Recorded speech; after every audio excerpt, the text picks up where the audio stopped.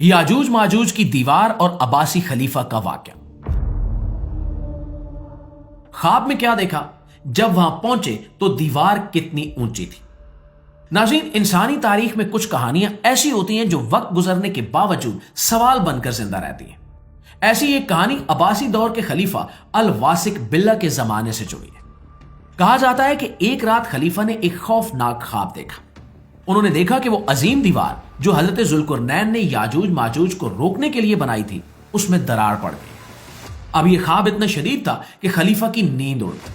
उन्होंने फौरन दरबार बुलाया और इस मामले की हकीकत जानने का फैसला किया। यह कोई आम बात नहीं थी, क्योंकि उस जमाने में अब्बासी सल्तनत दुनिया की बड़ी ताकत समझी जाती थी और इस तरह की खबर पूरे आलम इस्लाम में खौफ फैला सकती थी।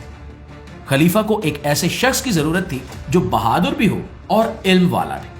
चुनांचे इंतखाब हुआ इस्लामुल तर्जुमान का। वो कई जुबानें जानते थे और दूर दराज के इलाकों के सफर का तजुर्बा रखते थे। मशहूर मुअर्रिख इब्न खरदबा ने अपनी किताब किताबुल मसालिकुल ममालिक में इस मुहिम का जिक्र किया है। इनके मुताबिक सलाम को बड़ी रकम दी गई, मजबूत आदमी साथ दिए गए और 1 साल का राशन फराहम किया गया। यह सफर सिर्फ तलाश का नहीं बल्कि जान जोखिम में डालने का था।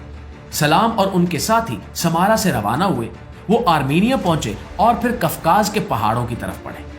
ये इलाका सख्त सर्दी, बुलंद पहाड़ों और अजनबी कौमों के लिए मशहूर था। रास्ते में उन्हें एक अजीब सरजमीन मिली जिसे स्याह जमीन कहा जाता है।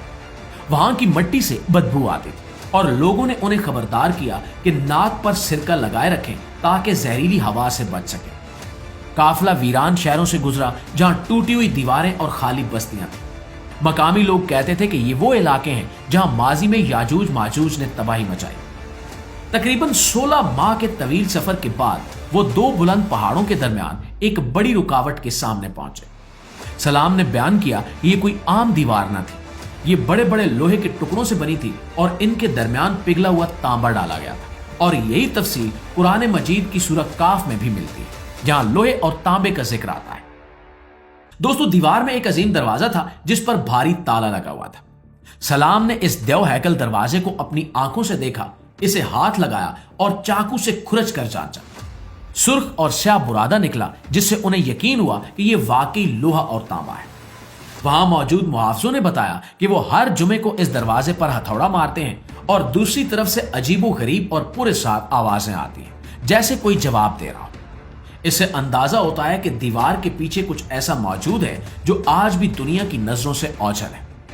दीवार मजबूती से खड़ी थी और सलाम ने वापस जाकर खलीफा को रिपोर्ट दी कि दीवार में कोई शगाफ नहीं है और ख्वाब की खबर दुरुस्त नहीं थी। आज के दौर में इस दीवार के मकाम पर बहस जारी है। कुछ लोग कहते हैं कि शायद ये दरबंद के इलाके की कदीम फसील हो जो आज के दागिस्तान में है, और कुछ का ख्याल है कि यह दर दारियाल हो सकता है जो कफकाज के पहाड़ों में वाक़ है। मशहूर जुग्राफिया दान अल अदरीसी ने भी अपने नक्शों में एक ऐसी दीवार का जिक्र किया है।